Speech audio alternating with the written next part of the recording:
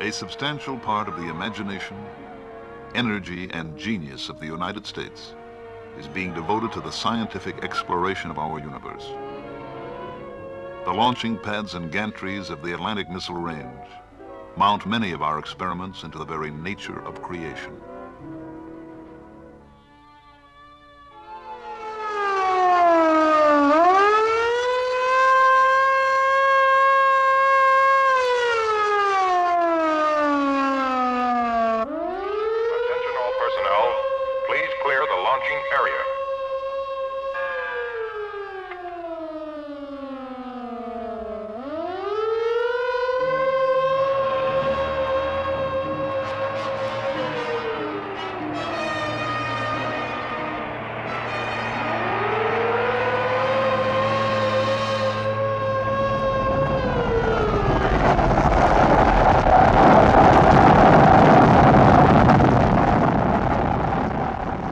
This launch carried an Earth satellite into orbit.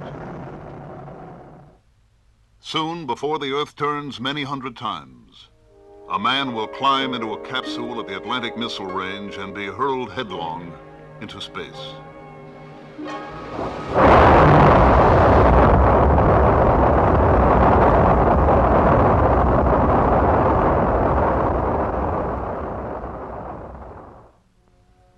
Why? Why must man go into space? Why must he attempt this new and forbidding environment? Space with its belts of radiation, meteorites, solar winds, unknown cosmic forces. To explore his world, man has always risked the unknown. Because it is unknown, and man's nature is to know. Project Mercury is a beginning for man in space. It will take him 100 miles from the Earth. Here we think there are no radiation belts, solar winds, or unknown cosmic forces, but man, the scientist, the explorer, must see for himself.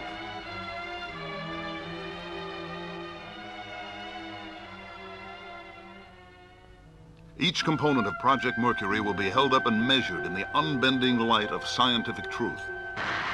Will it work? Why? Does it work under load? Why not?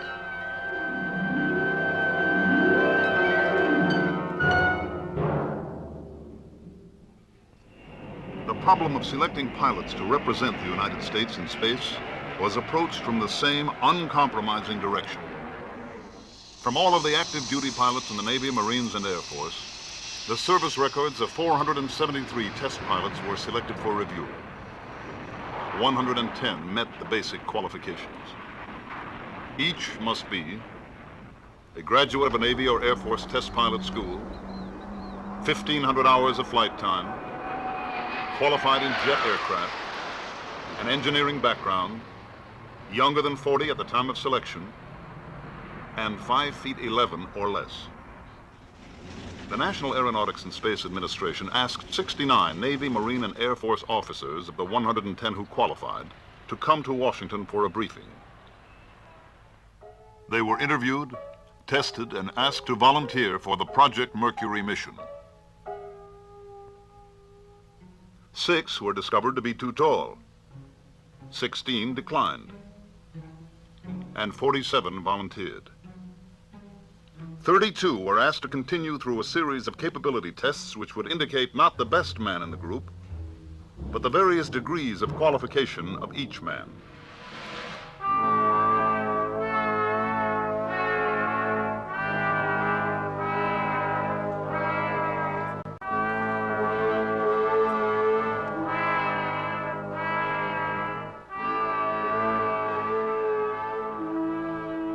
Thirty-two candidates reported to the Lovelace Clinic in Albuquerque, New Mexico for an exhaustive series of physical examinations. These tests were divided between those given under normal clinical procedures and a series used for the first time in Project Mercury. A series of dynamic tests designed to measure the candidates' abilities during physical stress.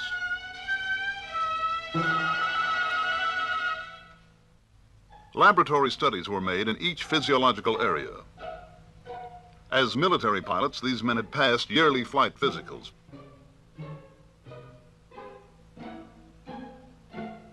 But here at the Lovelace Clinic, each measurable reaction of body chemistry, each physical function was measured, probed, diagnosed. What is the specific gravity of his body? What is his blood volume, water volume? What is his total body radiation count?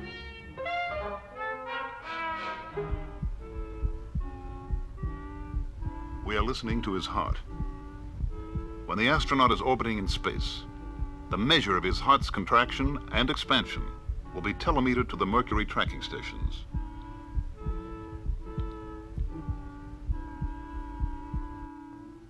After a week of examinations, the candidates were sent on to the Wright Air Development Center in Dayton for stress evaluation and psychological tests.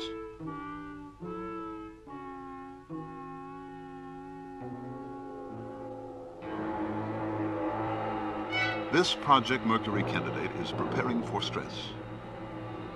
The weight of 8 gravities will thrust upon him as he rides the human centrifuge.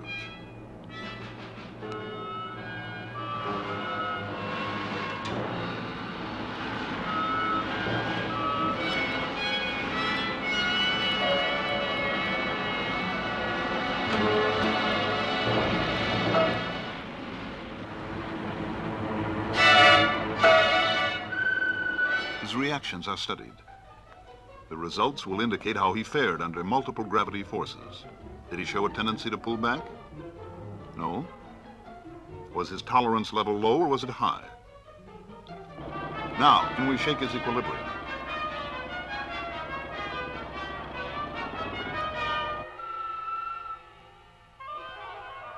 How does this affect his pulse and blood pressure? And what about his mental balance, his imagination, his personality, motivation? How does he see the different problems of living? And how has life affected him as an individual?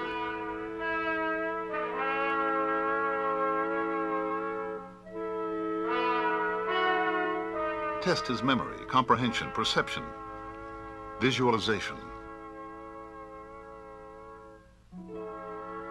Ask him to describe himself in 100 different ways with a battery of tests.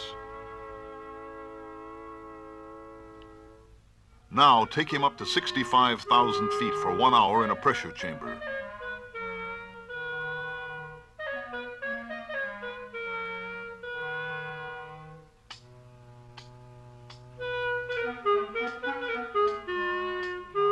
Now have him do this for 5 minutes.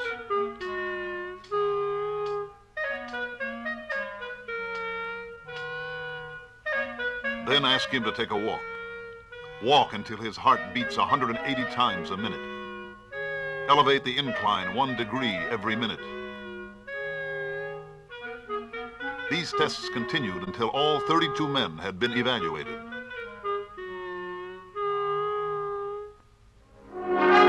Seven men emerged from this competitive purgatory as the Project Mercury astronauts. At McDonnell Aircraft, they saw a model of the space capsule they would ride into orbit. They sat in the cockpit for the first time. This is the beginning for each of them. Captain Donald K. Slayton, United States Air Force, age 35, from Sparta, Wisconsin. Lieutenant Commander Alan B. Shepard, United States Navy, age 35, from East Derry, New Hampshire. Lieutenant Commander Walter M. Schirra, Jr., United States Navy, age 36, from Wardell, New Jersey. Captain Virgil I. Grissom, United States Air Force, age 33, from Mitchell, Indiana.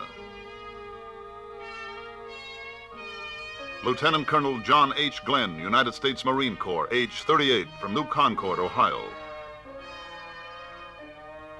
Captain Leroy G. Cooper, Jr., United States Air Force, age 32, from Carbondale, Colorado. Lieutenant Malcolm Scott Carpenter, United States Navy, age 33, from Boulder, Colorado. These officers were detailed by their services to report to the NASA at Langley Field, Virginia. Here, the National Aeronautics and Space Administration Space Task Group, under the direction of Robert Gilruth, had organized a training program for the astronauts. They were excellent students, and they had a realistic and tough-minded approach to Project Mercury. They had to know all the answers. Here, they discussed the flight tests. In the flight program, they would ride both the Redstone and the Atlas boosters. But a man would not ride either booster until the full test program was a success. The schedule included first instrumented capsules, then capsules with a monkey aboard, and then one of the 7 would go into space.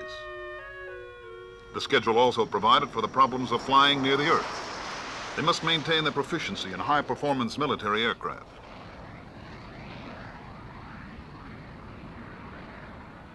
Out of this training together, a strong esprit de corps developed. They all felt that this must be a team effort involving all of Project Mercury. Recognition would undoubtedly go to the man who makes the first flight. But the second, third, or fourth flights may produce far more scientific information than the first flight.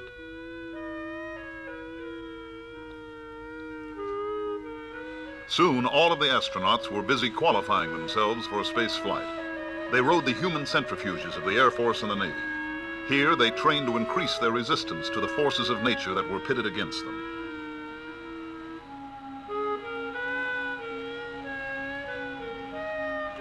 But each new experience, each small physical or mental victory was backed up by hours of classroom work. The time had come to select the pressurized flight suit they would wear. All of the suits tested were air-conditioned, had an attachable helmet, and would protect the pilot from heat and from the deafening 155 decibel noise of the blastoff.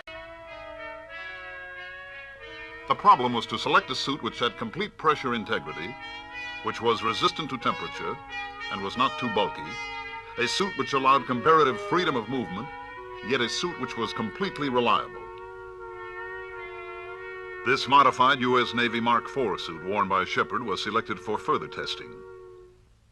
To get the feel of space flight controls, this trainer at NASA's Lewis Research Center in Cleveland demonstrates the possible motions of a capsule in space.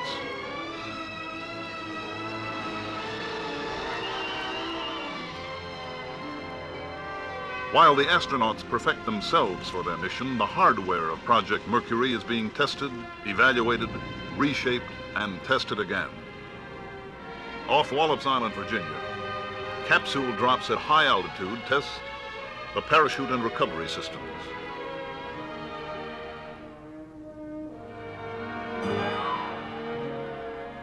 At 10,000 feet, the parachute will open.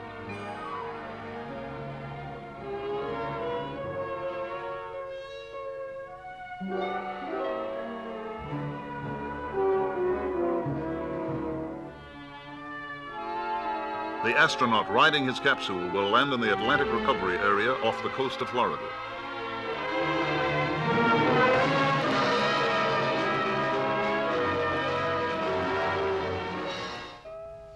The astronaut must learn to tolerate the heating he encounters during his fall back into the atmosphere.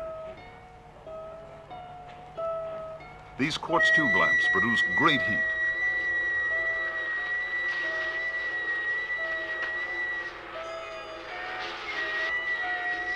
Among the astronauts, Walter Schirra is charged with the special problem of studying the capsule environment.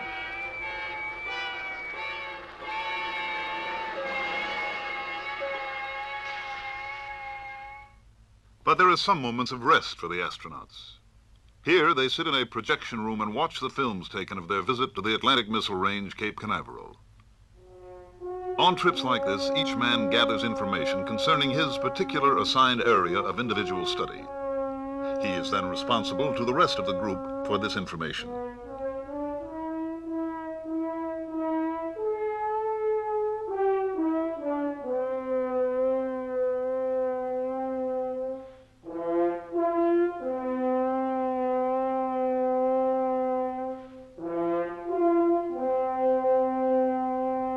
Grissom's area of responsibility is the flight control system, including the automatic pilot.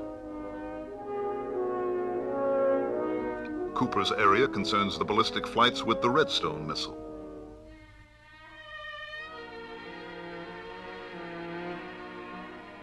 Shepard is concerned with tracking and recovery of the capsule.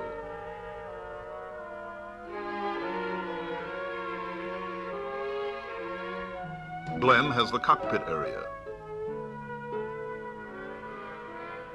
Carpenter, communication and navigation.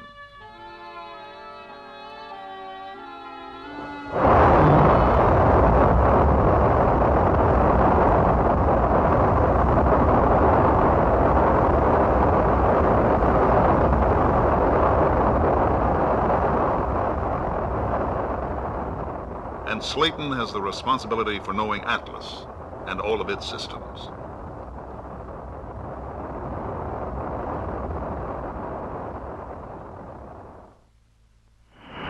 The possibility that trouble may develop with the Atlas or the Redstone during the countdown or during the takeoff is looked squarely in the eye by the astronauts and the engineers behind Project Mercury.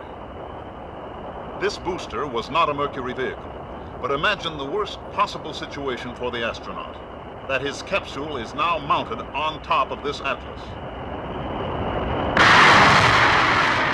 The escape rocket takes the capsule away from the booster.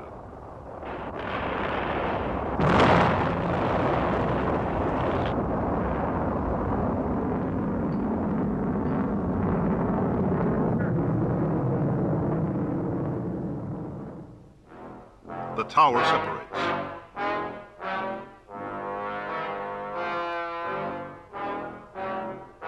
The parachute opens, and the capsule lands in the sea.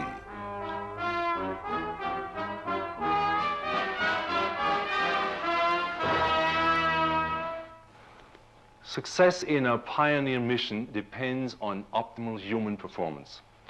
And performance... This is the voice of Dr. Theodore Benzinger at the Naval Medical Center, Bethesda, Maryland. The astronauts each take their afternoon of sweating it out in this gradient heat calorimeter. In a temperature as hot as it is in here now for him and will later be for you, 114 degrees Fahrenheit, your internal body temperature is protected by a physiological mechanism of very high power and precision. In the submarine carbon dioxide chamber at Bethesda, the astronauts learn that space medicine and submarine medicine have common problems. Under emergency conditions, there is a danger of the presence of unusual amounts of carbon dioxide in the space capsule or submarine hull.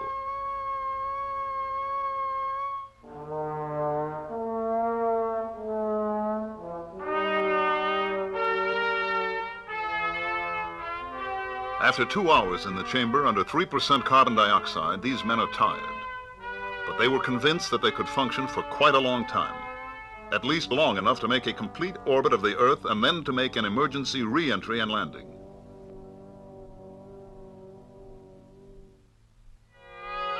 But before a man's life is risked in space, animals will undergo the same operational stresses. The animal research program connected with Project Mercury is an important prerequisite to research with human beings in space.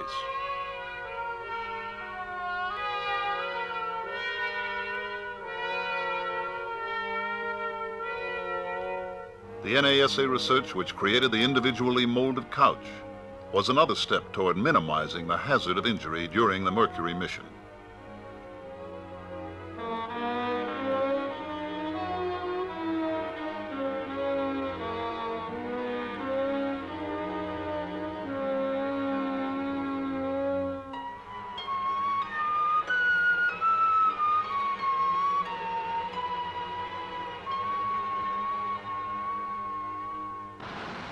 This is the same man, John Glenn, sitting in his couch under 14 Gs in the centrifuge at the Naval Aviation Medical Acceleration Laboratory, Johnsville, Pennsylvania.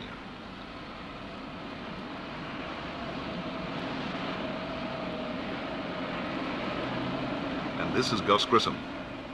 The astronauts consider this experience as probably the most important phase of their space flight environmental training.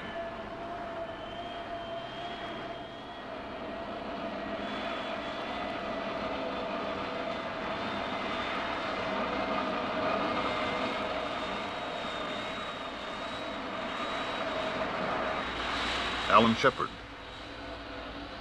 as he takes the G-load of an emergency abort and landing.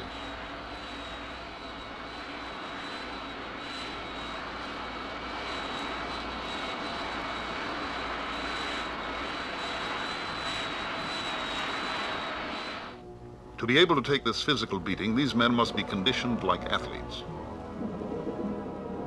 And the astronauts find that the physical discipline of underwater swimming is oddly effective in training toward a space mission.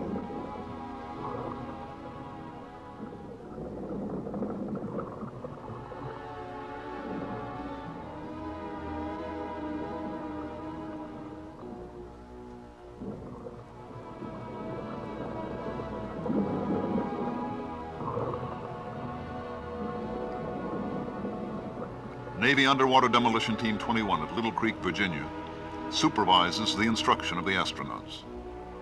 Al Shepard and Wally Schirra have just completed a half-mile swim by compass course to the beach. Underwater swimming, aside from being an excellent physical conditioner, accustoms the astronaut to a forced breathing discipline and closely approximates the condition of weightlessness, which will be encountered in orbital flight.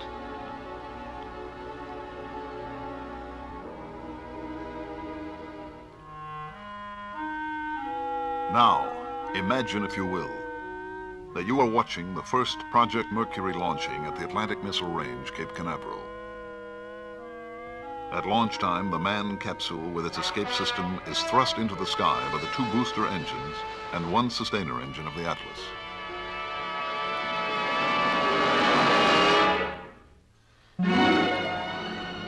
At an altitude of about 50 miles, after some 2 minutes of flight, the booster engines are turned off and jettisoned.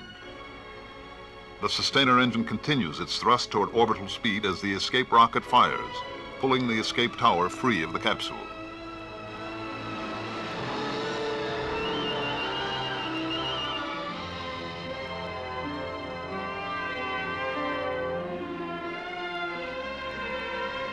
Orbital speed will be achieved at about 100 miles altitude. Once in orbit, explosive bolts release the capsule. Separation rockets on the capsule fire, pushing the capsule away from the Atlas.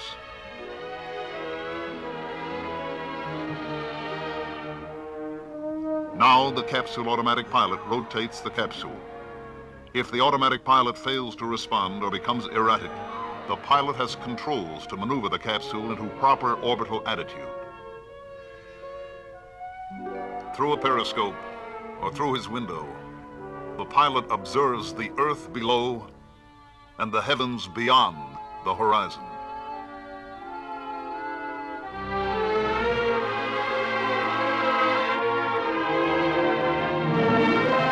Near the end of the 3rd orbit, when the capsule is several hundred miles west off the coast of California, the signal for re-entry is given. Retro rockets fire, causing the capsule to leave its orbital path. Now man and capsule fall, and meteor-like plunge toward the Earth. Plunging through the atmosphere, the heat shield glows white hot. The blunt end must be pointed in the line of fall. Below, patrol aircraft sweep the re-entry area with radar.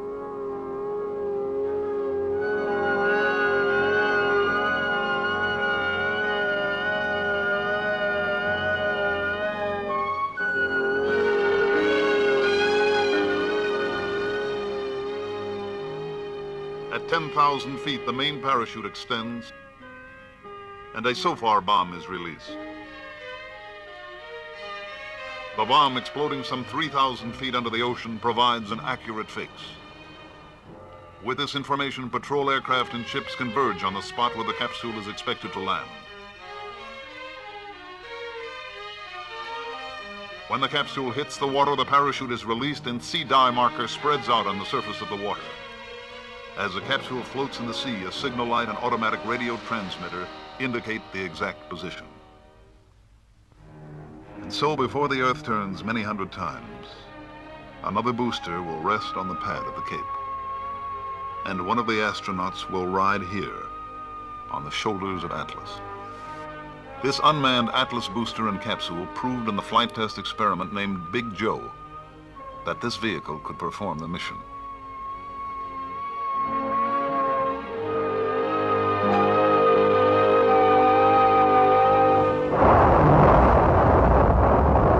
The capsule without escape tower rocketed to 100 miles and was thrust downward to re-enter the Earth's atmosphere at a speed just below the predicted re-entry speed. The capsule was recovered in the Atlantic Ocean. The tests will continue. The experiments and training will go on to put man into orbit. These are the astronauts. United States Project Mercury.